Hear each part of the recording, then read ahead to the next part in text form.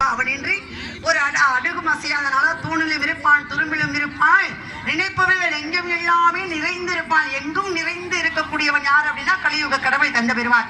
அப்பேற்பட்ட கந்தனை நினைக்கும் பொழுது அமைதியா இருக்கணும். பாருங்களேன், இந்த ஜோடின்னு சொல்லுவாங்கல்ல, ஆமா, இந்த ஜோடியில ஒண்ணு பிரிஞ்சா இன்னொன்னு சேர்க்கவே முடியாது. ஜோடி தெரியுமா? மாட்டு வண்டி இருக்கு, லவ் பேர்ட்ஸ். ஆமா, மாட்டு வண்டி இருக்கு.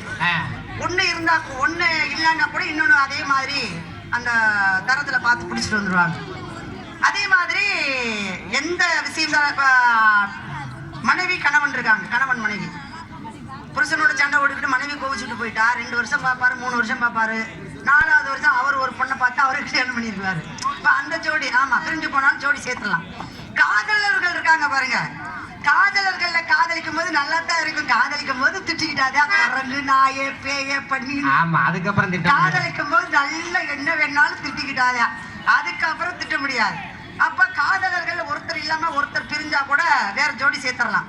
ஆனா ஒரு ஜோடி பிரிந்தால் இன்னொரு ஜோடி சேர்க்க முடியாதது என்ன அப்படின்னா காலில் போடுற செருப்பு மட்டும்தான். அவளை தூக்கி போட்டு வேற வாட்டுடுங்க. ஒண்ணு பஸ்ல போகும்போது விழுந்துருச்சுன்னா அதையும் கலட்டி விட்டு போயிடணும். அவ்வளவு எடுக்கிற விடாது, இதையும் சேர்த்து எடுத்துட்டு போட்டு. இணைக்கப்படும் ஜோடியில் ஒன்று பிரிந்தாலும் மற்றொன்று சேர முடியாதது என்ன அப்படின்னா இது மட்டும்தான். அப்ப இதை போல வாழ்க்கையும் இருக்கணும். நம்ம கொண்டாடி போயிட்டாலே அப்படின்னு விட்டுட்டு இன்னொரு கல்யாணம் பண்ணக்கூடாது.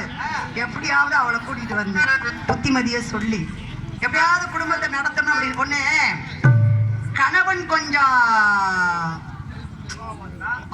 கோவக்காரனா இருந்தா மனைவி விட்டு கொடுத்து போகணும். மனைவி கொஞ்சம் கோவக்காரியா இருந்தா கணவன் விட்டு கொடுக்கணும். அப்பதான் குடும்பம் நல்லா இருக்கும். இவ எப்ப பார்த்தாலும் இப்படிதாயா, தெரிஞ்ச விஷயம் தானே அப்படின்னு மனைவி பேசுறதுக்கு ஆரம்பிக்கும் போதே இவர் கடைக்கு போயிடணும். சரியா? அதே மாதிரி கணவன் கோவக்காரர் இருந்தா புருஷன் பேச ஆரம்பிக்கும் போது இவன் என்ன பண்ணணும், தண்ணியே இல்லாட்டி இருக்கிற குடத்தை தண்ணியை கீழே ஊத்திட்டு குடத்தை எடுத்துட்டு வெளியில போயிடணும், தண்ணிக்கு போறேன் அப்படின்னு. இப்படி இருந்தா விட்டு கொடுக்கறவங்க கெட்டு போறது இல்ல. இப்படி இருந்தா குடும்பம் இன்பமாக இருக்கும். என்னடிங்க காட்டி என்னடா வேற வீட்டுக்கா, பக்கத்து வீடு, நீங்க தப்பா எடுக்காதீங்க. பக்கத்து வீட்டுக்காரங்க சண்டைக்கு வந்துடுறாங்க. அதனால இது மாதிரி விட்டு கொடுக்கறவங்க கெட்டு போறதுல, கெட்டு போறவங்க விட்டு கொடுக்கறதுல.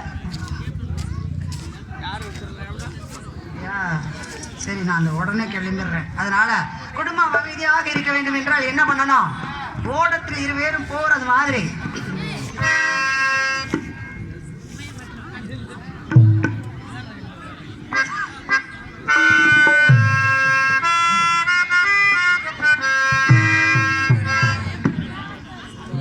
அமைதியான நதி